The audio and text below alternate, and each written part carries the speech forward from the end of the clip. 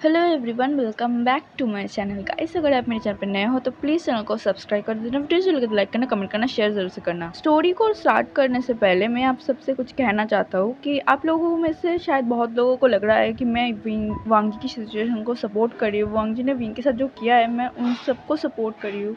वांगी ने जो विंग के साथ मिसबिहेव किया है मैं उसको सपोर्ट कर रही हूँ। एक्चुअली मैं किसी भी मिसबिहेव को, किसी भी वायलेंस को सपोर्ट नहीं कर रही हूँ और मैंने एक बार भी नहीं कहा है कि विंग ने वांगजी को माफ़ कर दिया है। मैं जो कर रही हूँ वो होना ज़रूरी है, ये मेरी स्टोरी का एक पार्ट है। और आपको लग रहा होगा कि विंग ने इतनी आसानी से वांगजी को कैसे माफ़ कर सकता है, तो मैं कह रहा हूँ कि विंग ने वांगजी को माफ़ नहीं किया है। एक रीज़न है जिस वजह से विंग लांटाविला आया है और वो रीज़न भी आपको बहुत जल्द पता चल जाएगा। तो बी पेशेंस और डोंट वरी। प्लीज़ आप खुद से स्टोरी को इमेजिन करके खुद को स्ट्रेस मत लीजिए और प्लीज़ मेरे फैन फिक्शन को बस इंजॉय कीजिए। तो फैन फिक्शन को स्टार्ट करते बहुत ज़्यादा बकबक हो गई, तो हम अपने फैन फिक्शन फ्रोजन हट का नेक्स्ट पार्ट स्टार्ट करते हैं। नेक्स्ट पार्ट में हमने देखा था कि हीलर ने विंग को चेक किया था और उन सबको बताया था कि विंग को कुछ दिनों तक बेड रेस्ट की ज़रूरत है। वहाँ से सब लोग चले गए थे लेकिन वांगची वहीं पे ही खड़ा था। उसका कदम वहीं पे रुक गया था। वो ना ही बाहर विंग के कमरे के अंदर जा पा रहा था, ना ही अपने कमरे में जा पा रहा था। असल में वो विंग के साथ रहना चाहता था। अभी वो विंग को अकेला नहीं छोड़ना चाहता था। उसे पता है उसने कितनी बड़ी गलती की है और वो इस गलती के लिए खुद को पनिश करेगा और उसे पता है उसे खुद को कैसे पनिश करना है। लेकिन वो अभी विंग को अकेला नहीं छोड़ सकता है, इसलिए वो विंग के कमरे के बाहर ही खड़ा रहता है। करीब एक हफ्ता बीत चुका था। विंग इस एक हफ्ते में किसी को भी अपने कमरे में अलाउ नहीं कर रहा था एक्सपेक्टेड यानली। यानली सिर्फ विंग के आसपास रह पा रहा था और विंग के ख्याल रख पा रहा था। विंग को जब होश आया था तब से वो बहुत ज़्यादा शांत था, बहुत ही ज़्यादा काम। लेकिन विंग के अंदर जो तूफान चल रहा है वो शायद यानली बहुत अच्छे से पहचान पा रहा था, क्योंकि वो अपने भाई को बहुत अच्छे से जानता था।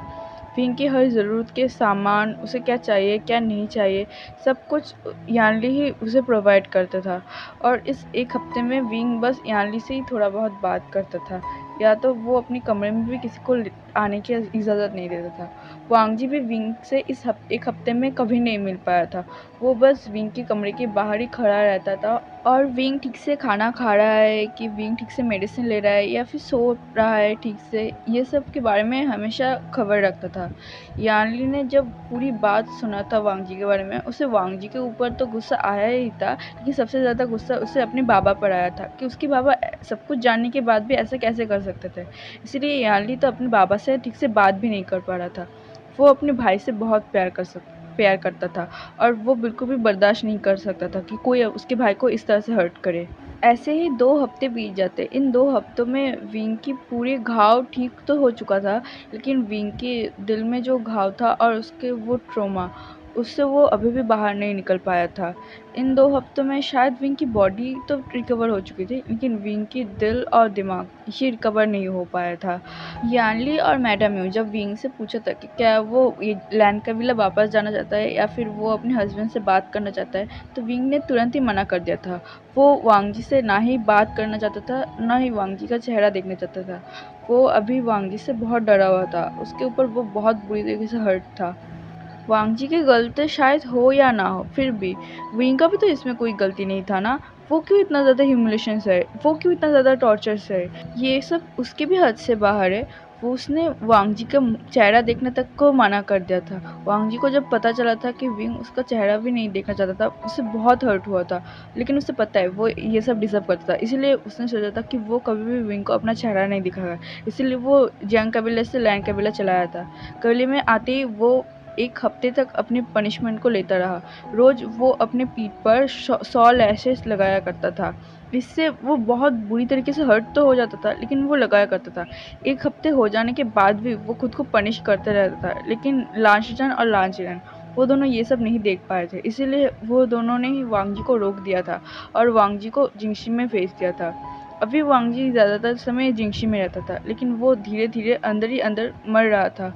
वो घुट-घुट कर मर रहा था। वो इतना ज़्यादा गिल्ट में था कि उसे ऐसा लग रहा था कि उसके जीने का कोई वजह ही नहीं है। वो बस लोगों को हर्ट कर सकता था, इसके बजाय वो कुछ नहीं कर सकता था। वो खुद को एक यूज़लेस थिंग समझ रहा था। उसने अपने आप को जिंगशी में बंद कर लिया था। वो कबीला भी नहीं जानता था।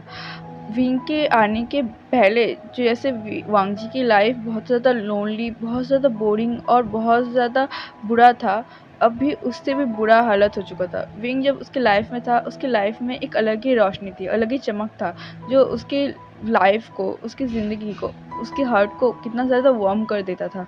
लेकिन अभी अभी ये जिंगशी का खालीपन वांग जी को धीरे धीरे खा रहा था, उसे अंदर ही अंदर मार रहा था। वो रोज़ टूटता था, रोज़ बिखरता था, लेकिन वो कुछ नहीं कर सकता था। उसे अपनी गलती का रियलाइजेशन है, और वांग जी अभी यही सब सोच रहा था। तभी विंग उसके सामने अपने हाथ हिलाते हुए कहता है, क्या तुम क्या सोच रहे हो? क्या मैं बहुत ज़्यादा ब्यूटीफुल लग रही हूँ? ये सुनते ही वांग जी एकाएक अपने होश में आता है और विंग की तरफ देखने लगता है। उसे कुछ समझ नहीं आ रहा था। विंग अचानक से इतना ज़्यादा नॉर्मल बिहेव, वांग जी के सिर के ऊपर से सारी बातें जा रहा था। उसने विंग की तरफ देखते हुए कहा, क्या तुम ठीक हो? ये सुनते ही विंग ने एक डीप शाई किया और वांग जी की तरफ देखते हुए कहा कि मुझे तुमसे बहुत कुछ कहना है और हमें कबीला जाना होगा। मुझे शिचनगा से भी बात करना है। ऐसा कहते हुए वांग जी की तरफ देखने लगा। वांग जी भी विंग की तरफ बहुत ही कंफ्यूजिंगली देख रहा था। अब हमें कबीले का सीन दिखाया जाता है, जहाँ लान शिचन, लान चिरन, वांग जी, विंग और वेन्निंग, ये पांचों ही उस टेबल के इस दोनों तरफ बैठे हुए थे। वेन्निंग और विंग एक तरफ बैठे हुए थे और लांशिचन, लैंचरन और वांगजी वो तीनों एक तरफ बैठे हुए थे। तभी वेन्निंग अपने बात को बोलना शुरू करते हैं। 2 दिन पहले मुझे अंकल से कुछ ज़रूरी बात कहना था, इसलिए मैं अंकल को ढूंढने के लिए उनके महल में गया था, लेकिन वो मुझे कहीं नहीं मिल रहा था। तभी जब मैंने उनके कोई पर्सनल सर्वेंट से पूछा कि अंकल कहाँ है, तभी उन लोगों ने बताया कि वो अपने सीक्रेट रूम में है। असल में अंकल अपने सीक्रेट रूम में किसी को अलाउ नहीं करते, लेकिन मुझे अंकल से बहुत ही ज़रूरी बात करना था। वो बात बहुत ही इंपॉर्टेंट था, इसलिए मैं अंकल के सीक्रेट रूम में चला गया था। मुझे लगा था वहाँ मुझे अंकल मिल जाएंगे और मैं उनसे बात करके निकल आऊँगा, लेकिन मैं जब वहाँ पहुँचा मैं शॉक हो गया। अंकल सामने खड़ा हुआ था और उसके सामने एक आदमी खड़ा था। उस इंसान को मैं नहीं जानता, लेकिन वो इंसान बहुत दिनों से हमारी कबीला में आया जाया करता था, और अंकल के सामने एक अजीब सी चीज़ थी। मुझे वो चीज़ समझ नहीं आ रहा था। मैं पहले सोचा कि मैं अंदर जाऊंगा, लेकिन मैंने जब अंकल के और उस इंसान के मुंह से वांग के बारे में बात करते हुए सुना, तब मैं रुक गया था और उन लोगों की बात को सुनने लगा। वो लोग वांग जी के बारे में बात कर रहा था, और वो लोग उस जो चीज़ वहाँ पे घूम रहा था, उस चीज़ को इनलोहा बोल रहा था। और जब उन लोगों ने ब्लैक मैजिक का जिक्र किया, तब मैं शॉक हो गया। अंकल कह रहा था कि तुम्हारा किया हुआ वो ब्लैक मैजिक स्पेल बहुत अच्छे से काम कर रहा है। अभी बहुत जल्दी मैं वांग जी की मदद से उस लैंड शिचन को मरवा दूंगा। ये सुनकर मैं बहुत शॉक हो गया। मैं और भी बातें सुनने लगा। वहाँ अंकल बता रहा था कि उन्होंने ही वांग जी के ऊपर वो स्पेल यूज़ किया है, जिसकी वजह से उस दिन वांग जी ने वैसा बिहेव किया था, और वो स्पेल अभी भी वांग जी के ऊपर है, जिस वजह से वांग जी को वो अभी भी कंट्रोल कर सकता है। ये सब सुनने के बाद वो लोग बहुत हैरान हो गए। वेन्निंग फिर से कहता है कि मैंने जब ये सब सुना था, मैं बहुत ज़्यादा घबरा गया था। मैं वहाँ से तुरंत ही आना चाहता था, लेकिन मैं नहीं चाहता कि वो अंकल मेरे ऊपर शक करे। इसलिए मैं एक दिन छोड़कर अंकल से विंग से मिलने की परमिशन लेकर मैं विंग की कबीले लगाया। फिर मैंने विंग को सब कुछ बताया। उसके बाद मैं और विंग यहाँ आ गए। जेवुजुन और लांचरन इन लोगों का जिक्र सुनते ही बहुत हैरान हो गए। वो वेनिंग की तरफ देखते हुए कहते हैं, क्या तुमने सही सुना है? क्या तुमने इन लोहा ही सुना है? ये सुनते ही वेनिंग अपने सिर को नोट करता है, कहता है, हाँ जेवुजुन, मैंने इन लोहा के बारे में ही सुना है। अंकल इन लोहा के बारे में ही बोल रहा था। ये सुनते ही वो दोनों शॉकिंगली वेनिंग की तरफ देख रहा था। तभी विंग लांचिरन और लांशिचन की तरफ देखते हुए कहता है, अंकल मुझे लगता है वेनरोहन फिर से इन लोहा को ढूंढ लिया है, और वो इन लोहा का इस्तेमाल करके इस पूरे कल्टीवेशन दुनिया में अपना राज करना चाहता है। तभी शिचन कहता है, लेकिन उन लोगों को इन लोहा मिला कैसे? इन लोगों को तो बहुत गुप्त तरीके से छुपाया गया था। उसे ढूंढना इतना आसान नहीं है। उसे महागुरु बावशन सर ने छुपाया था। तभी लांचरन कहते हैं, संभव है, अगर कोई वेनरोहन की मदद कर रहा है तो। ये सुनने के बाद शिचन लांचरन की तरफ देखता है, कहता है, लेकिन कौन कर रहा है? लान वांगजी बहुत ही ध्यान से अपने अंकल और अपने गगा के बात को सुन रहा था। उसे ये समझ आ रहा था कि वेनरोहान उसके ऊपर वेनरोहान ही है जिसकी वजह से आज उसकी ये हालत है। उसे बहुत ज़्यादा गुस्सा आ रहा था और उसे ये भी समझ नहीं आ रहा था कि वेनरोहान उसके साथ ऐसा क्यों कर रहा है। क्या वो लैंड क्लैन पाना चाहता है इसीलिए? वैसे वो हमला उस समय गगा के ऊपर हुआ है। शायद वेनरोहान सच में लैंड क्लैन को पाना चाहता था, इसलिए उन्होंने ये सब किया। वांग जी यही सोच रहा था। फिर विंग कहता है, विंग अपने अपने पास से एक फ्लूट को बाहर निकलता है और उन लोगों के सामने रख देता है। शिचन और वांग जी को तो समझ नहीं आ रहा, उन्हें तो वो एक नॉर्मल फ्लूट लग रहा था, लेकिन लान चिरन समझ गए थे। वो इस फ्लूट को देखते हुए विंग की तरफ देखता है और हैरान से पूछता है कि तुम्हें ये कहाँ से मिला। तो वे विंग कहता है, मुझे ये ग्रैंडमा ने दिया, महागुरु बाशन सरन। ये सुनते ही लांचन शॉक हो जाते हैं। वो कहता है, क्या वो तुमसे मिलने आए थे? विंग बस अपने सिर को नोट करता है। तभी वो अपने बातों को कंटिन्यू करते हुए कहता है, उन्होंने बताया मुझे इसे कंट्रोल करना बहुत जल्दी सीखना होगा। मुझे ये जो इसे इस वेनरोहान को रोकना होगा और वांग जी को बचाना होगा। मुझे वांग जी को जल्द से जल्द वेनरोहान के कब्जे से छुड़ाना होगा, नहीं तो वो बहुत गलत कर देगा, वांग जी के साथ भी और ये लान क्लान के साथ भी। ये सुनते ही लांशिचन बहुत ज़्यादा टेंस हो जाते हैं। उन्हें पता है एक ब्लैक मैजिक को कंट्रोल करना इतना आसान नहीं है और विंग अभी बिल्कुल नया है। तभी लांशिचन कहता है कि लेकिन अंकल हम लोग तो वाइट मैजिक यूज़ करते हैं, हमें तो ब्लैक मैजिक के बारे में उतना नहीं पता। तभी अंकल शिचन से कहते हैं, हमें नहीं पता लेकिन हम पता कर सकते हैं फॉरबिडन लाइब्रेरी में। ये सुनते ही शिचन अपने अंकल की तरफ देखते हुए कहता है, लेकिन अंकल उस तरफ जाना तो मना है, उस तरफ। तभी अंकल अपने सर को नोट करते हुए कहते हैं, हाँ वहाँ पे सारे ब्लैक मैजिक, सारे हर तरह के स्पेल के बारे में दिखाया गया है।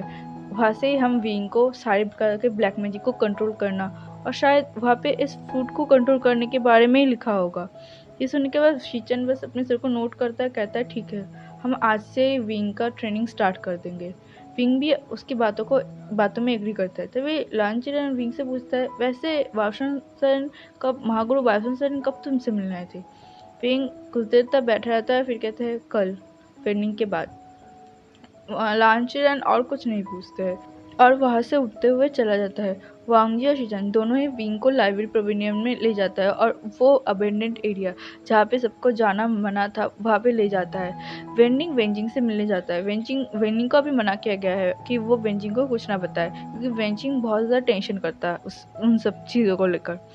तो चलिए एवरीवन, मैं अपने पार्ट को यही रोकती हूँ। आई होप आप इस फैन फिक्शन को एंजॉय कर रहे होंगे। एंड वंस अगेन मैं आपसे कह रही हूँ कि प्लीज़ आप गलत मत समझिए, मैं किसी चीज़ को सपोर्ट नहीं कर रही हूँ। और इस फैन फिक्शन के स्टार्टिंग में हमने बस वांग जी की पॉइंट ऑफ व्यू से स्टोरी को सुना, उसके बाद आप मेरे पॉइंट ऑफ व्यू से सुने हैं।